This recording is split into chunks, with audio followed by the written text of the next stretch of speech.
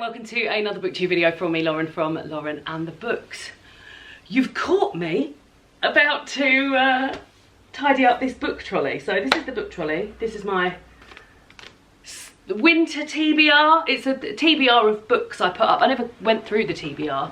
Hello baby, what are you doing? But these are TBR of books that I put up after Christmas, a collection of sort of like books that I'd got for Christmas, birthday, books that I was looking forward to, wintry books that I thought would be great to read. And this TBR will sort of disappear come March, because March will be the Irish Readathon, which I always take part in, and then Women's Prize for Fiction longlist season. So these are just here as a sort of, not a strict TBR, but just like if I wanted. This is the first place I'm going to, and obviously you can see some of them don't even fit in there. So I want to clean this all out and replace this. There's lots of crap behind. I mean, it's not crap, it's a calculator that I need very deeply for Patreon Book Club and my notes about Patreon Book Club. Then the second shelf is normally books that I'm waiting to haul. There's only one book that I'm waiting to haul. These are waiting for rehoming, because these are the Myrtle books that were on my shelf, and I thought, oh, they don't really have a place on the shelf because they're not reading books, they're puzzle books, so I need to find a place to put those and other bits. And then the bottom is a mixture of watercolour books, cross-stitch books, magazines, cross-stitch supplies. So yeah, so I think what I'm going to do to start with is empty the whole thing and wipe the whole thing down. I'm feeling a bit nervous because there's a highway maintenance van literally just up the road from me, and it has been being so loud all morning. So this might be being done in bits, because you won't want to hear the exactly, Daphne, of a highway maintenance van going non-stop all morning.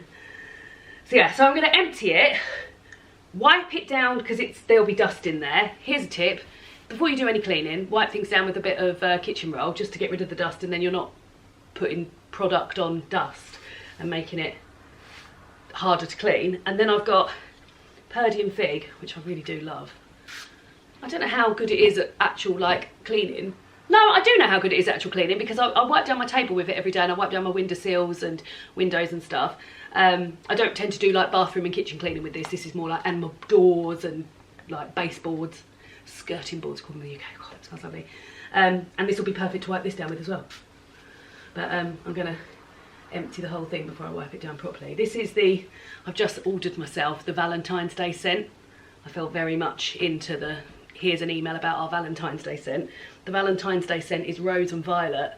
I love rose and I love violet, so I was like, that's lovely. At the moment this is lavender, and I want to say linen, but I don't know if it is linen, I can't remember. Purdy and Figg are a no plastic cleaning company. You get this reusable bottle and probably the best cloth I've ever owned, very good cloth, and then they send you the refillable cleaners in little like incense bottles, what used to get incense or like essential oil bottles. It's made of essential oils as well. It's pet friendly, and you mix it with water, and there we go, makes 300ml. It's not the cheapest thing ever, but it does smell lovely. It smells like an actual spa afterwards, and like I said, it's pet free, so I can wipe down. Pet free, pet friendly. So yeah, after all of that, I need to make proper piles as well, so that I can put all these things back in nicely. But let's remove everything from the trolley, and let's see how we are after that. Starting with Pride and Prejudice and Brideshead Revisited.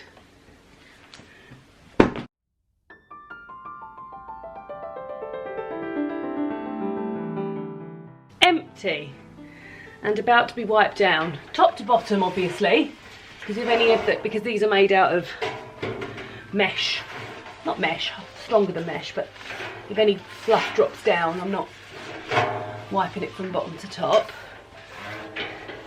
Lots of dust. Oh, and a hair clip. Bit of dust went in the old lung there, not in the actual lung. I can't believe how messy this gets. Like every year. I think I clean it sort of like, I mean, is it a bit of an exaggeration to say 2 or 3 times a year?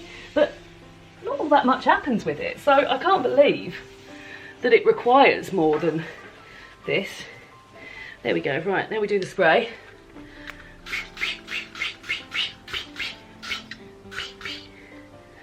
feather. And top to bottom again. God, it does smell really nice. I do feel very accomplished when I do jobs like this.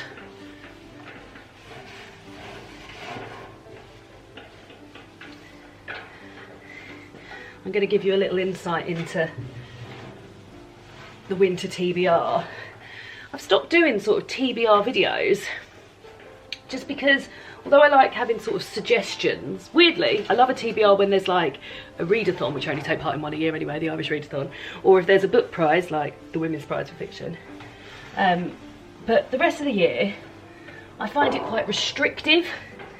So I decided to sort of jack in TBRs, although last year, monthly TBRs at least. Last year I did a Christmas TBR and a autumn TBR. God, this smells so nice, it smells like chocolate. And I think maybe I'll do a little bit of that this year, maybe like a summer TBR, and you're about to see the remnants of what I've got on my winter TBR. There we go. And you'll know that if you've watched my reading wrap up, God, that smells so nice. You'll know that I'm sort of getting through the books this year. Right, number one job. Should we put the winter TBR back on?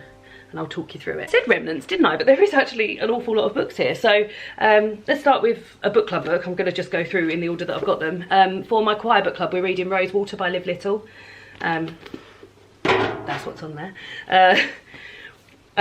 Emma Donohue's Haven. I heard Mercedes mention this in her best books of last year and knew it was on my shelf. So I was like, oh, get that out, pop that on the TBR.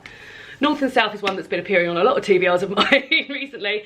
I really would like to get round to reading it. It's a book that I never read at school, despite studying it. I did a study in comparison of this and Hard Times. This I read for my A-level, Hard Times I read for my AS level. And I'm always told how wonderful it is. I really would like to get round to reading it. Hardbacks at this end. These two sort of come together. So The Snow Child by Eowyn Ivey is a book that I read many years ago. Came out a while ago, didn't it? And I mean, it's super wintry, isn't it? It's sort of like 2012. A snow child appears in a snowy garden in Alaska in the 1920s to a couple who can't have children. And I got sent this copy because Eowyn Ivey's got a new book out, which is also on this TBR. So I thought I'll read this again. I don't think it's linked. No, it's not. I think they're both just set in Alaska. But that's why that is there. David bought me the House of Dudley for Christmas. And I've been very, very excited about getting to that. So that went straight on the TBR. Then I've got Bombs on Aunt Dainty and A Small Person Far, Far Away, both by Judith Kerr. Jem bought those for me for Christmas or for my birthday? For Christmas.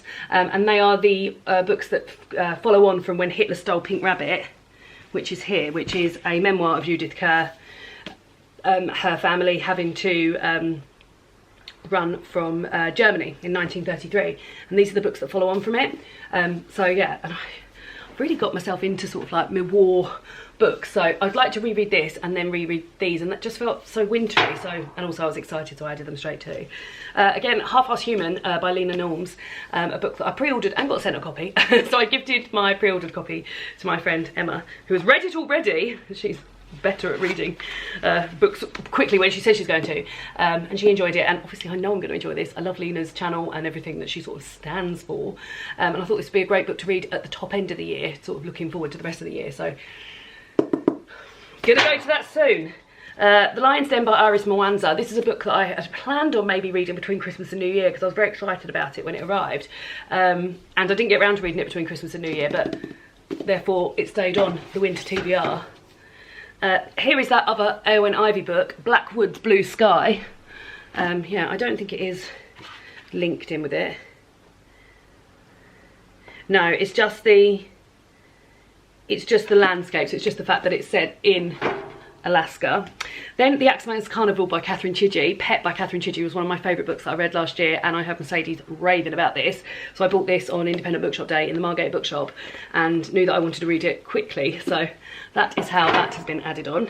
How to Winter is another book club book. We're reading this for Patreon Book Club for the month of February. The theme was winter, and this is a non-fiction book, which we don't really read all that much of, about winter. So that's how that's ended up there.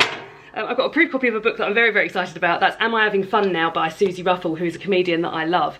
Her and Tom Allen do a great podcast called Like Minded Friends. And this is about anxiety, applause, and life's big questions answered. I'm very excited about it because I find Susie very funny, and we're sort of the same age. We've got a lot of the same sort of stuff to have in common. And yeah, she's dyslexic, so I'm excited to read a book by a dyslexic author as well. Trying to make them look a little bit like they're in order. The Betrayal of Thomas True was a book that Philippa sent me after as a thank you for taking part in the quick book reviews Christmas episode, and she loved it, and I'm very, very excited about it, and it's got lovely end papers, so that also went straight on there. And then there's those two that don't quite fit in here at the moment, but will. Brideshead Revisited by Evelyn Waugh. When I was sorting out my shelves earlier this year, I thought, God, it's been ages since I've read one of my cloth-bound classics, so I pulled this one off and thought I will read that soon. And then when I was doing the tidy up, I realised that I have got three editions of Pride and Prejudice, and it might be time to pass one of those on. But this one is probably the one I will pass on, because one of them is a cloth-bound classic. The other one is sort of very special book for myself, an illustrated edition of Pride and Prejudice. It really reminds me of the sort of start of when I started BookTube and buying that and being really excited to show it off and read it and have a lovely time with it. So I think I'll hang on to these, but I would like to read this and then pass this on. This is a edition of Pride and Prejudice that David's mum bought me on the behalf of David's nan one Christmas, and it's got Pride and Prejudice, and then when you get to a letter, you have a little flap, and there's a letter in here. So here is a letter to Miss Elizabeth Bennet, and then you can enjoy the letters as you would as if you were receiving them as Elizabeth Bennet here. So it says, "My dearest Lizzie, I find myself very unwell this morning, which I suppose is to be imputed to getting wet through yesterday. My kind friends will not hear of my returning home till I am better. They insist also on me seeing Mr. Jones. Therefore, do not be alarmed if you should hear of his having been to me, and expecting a sore throat and headache, there is not much the matter with me. Excepting a sore throat and a headache, there is not that much the matter with you. Yours, Jane." So yeah, so I thought that would be a lovely experience, and sort of added that to the beginning of the year.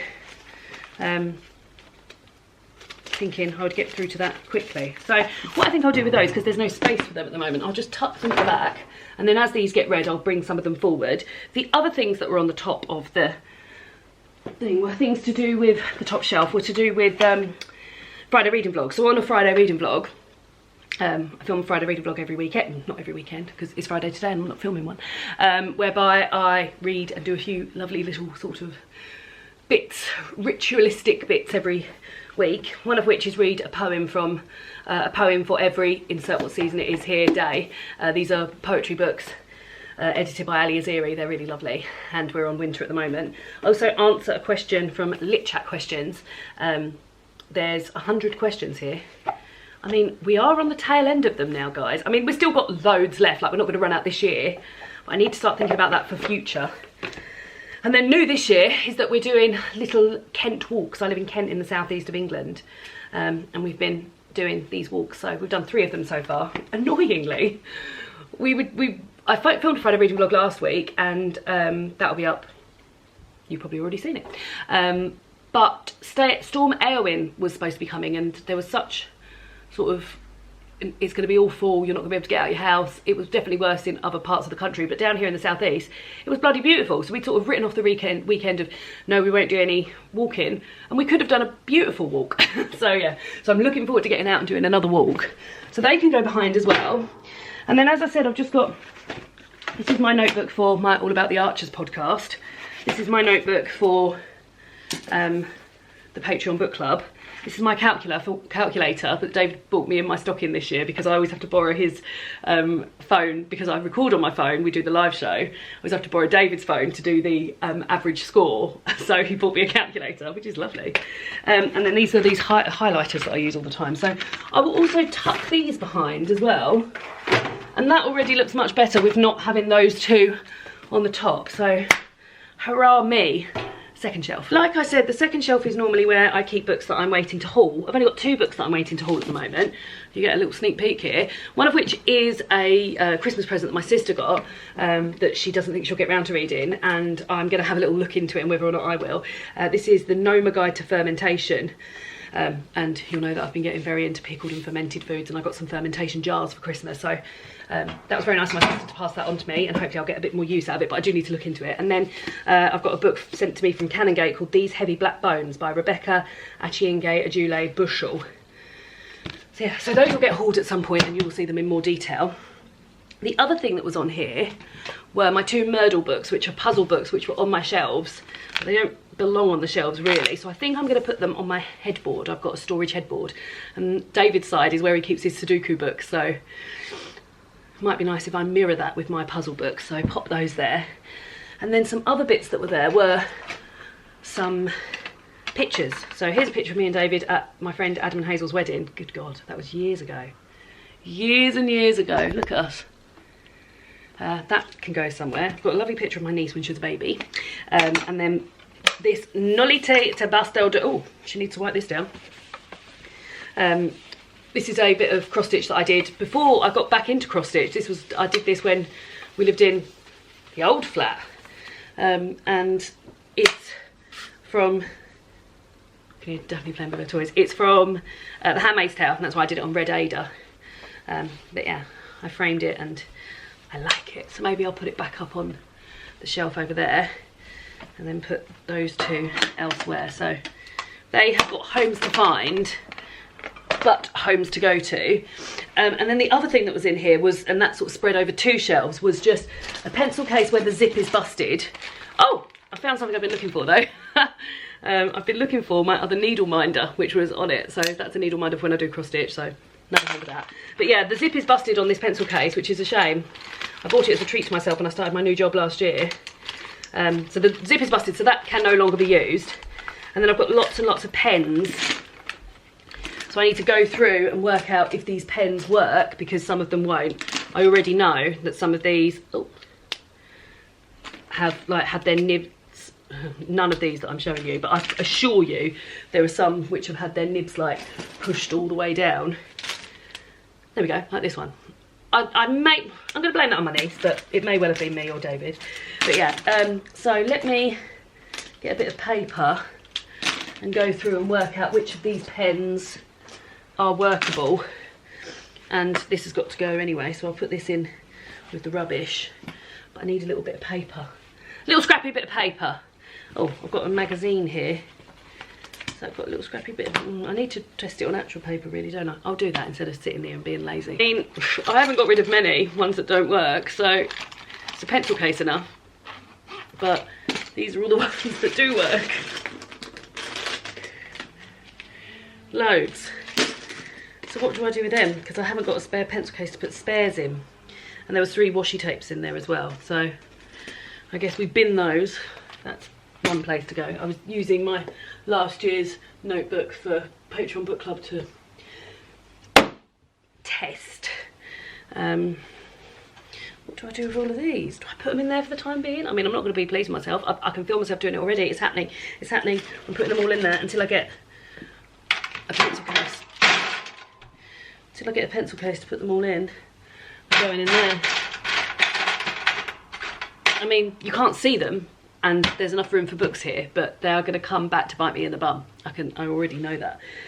Also in there was an Alaska sticker, which came with the Blackwoods Blue Sky, and my niece loves stickers, so I will give that. I'll put that. I've got a little cubby hole where I put some little bits in there for her, so there's a home for that as well. Right, and then the bottom shelf, which I don't think there's any way of me showing you this apart from just as I do this, is where I had magazines and cross stitch stuff and other bits. So magazines, I've hung on to the Sunday Times Culture magazine from July 2024 because our podcast was mentioned in it, the All About the Archers podcast. But I tell you what I could do is just pull out that sheet and put that in my, let me see if I can find it.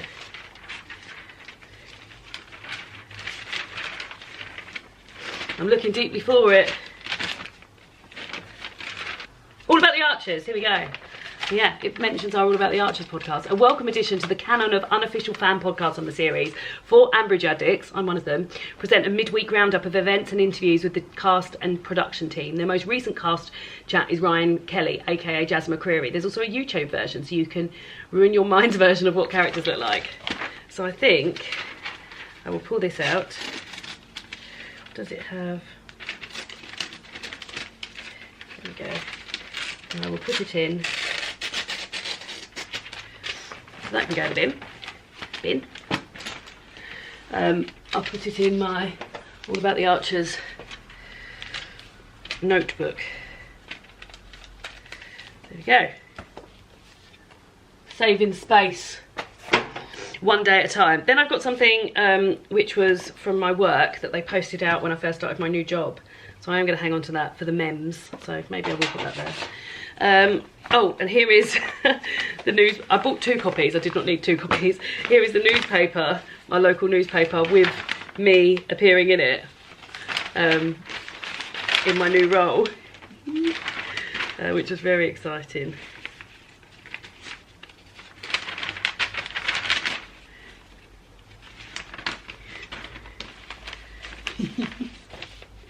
There I am. So yeah, obviously I hang on to that as well.